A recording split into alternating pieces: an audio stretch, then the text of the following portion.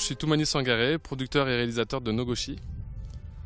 Voilà, j'ai créé ma société de production ici au Mali il y a 2 ans et on s'efforce de produire des films et des séries ici au Mali. Alors, Nogoshi est mon premier film, mais ça fait pas mal d'années que je réalise des courts-métrages, des clips vidéo, des documentaires et l'an passé une série télévisée. Bon, moi j'aime à dire que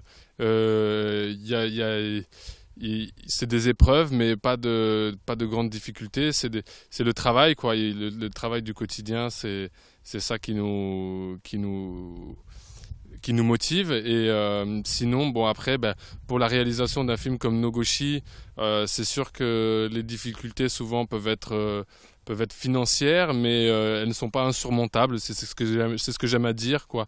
Ça reste des difficultés, mais pas insurmontables. Les problèmes financiers dans les films en général sont communs à tous les pays et à toutes les productions dans le monde entier, quoi. Nogoshi donc, est un film d'aventure fantastique.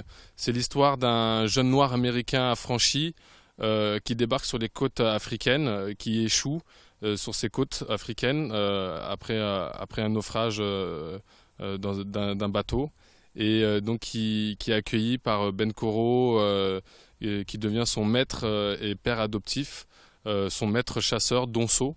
Les Donso étant une confrérie initiatique qui est répandue en Afrique de l'Ouest.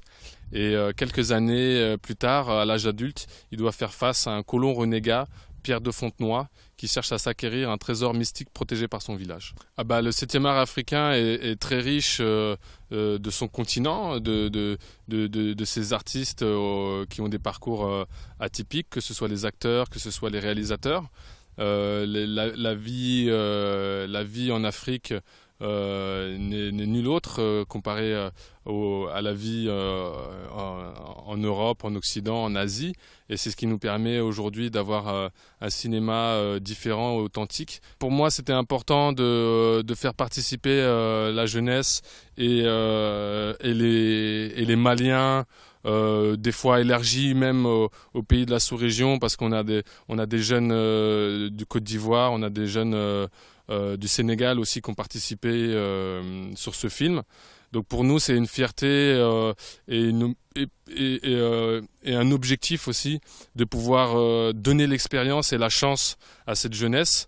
Parce que si on fait appel toujours aux mêmes, ou des gens sous prétexte qu'ils ont été formés à l'étranger, de faire appel à ces gens-là, du coup notre jeunesse n'a pas l'expérience et du coup on leur donne jamais la chance. Donc pour nous c'est un objectif de pouvoir, même s'ils ont des lacunes aujourd'hui, un manque d'expérience, ces jeunes, c'est à travers Nogoshi, puis un 2e film, puis un 3e film, qu'ils auront l'expérience et les connaissances suffisantes pour pouvoir faire d'autres films et qu'on puisse s'émanciper des techniciens étrangers, de moyens étrangers, et pouvoir créer une indépendance aujourd'hui dans les moyens techniques, dans les moyens humains. C'est un investissement, pas que pour nous.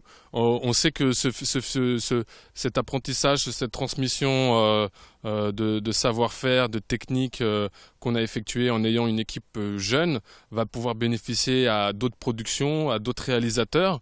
Parce que ces jeunes-là auront eu participé à ce film de grande envergure, à collaborer avec des techniciens qui ont une grande expérience, tels que Soussaba Ologem, Abdou Ologem, Kibili, Yiriye, qui ont participé à de nombreux films. Et voilà, donc pour nous, on sait que ça nous profitera aussi à nous pour l'avenir, pour les prochains films produits par Banco Productions et Wara Film. Et donc voilà, c'est un investissement, mais qui est aujourd'hui qui est nécessaire. C'est un pari qui est nécessaire pour pouvoir renouveler le savoir-faire et les techniciens maliens au niveau cinématographique.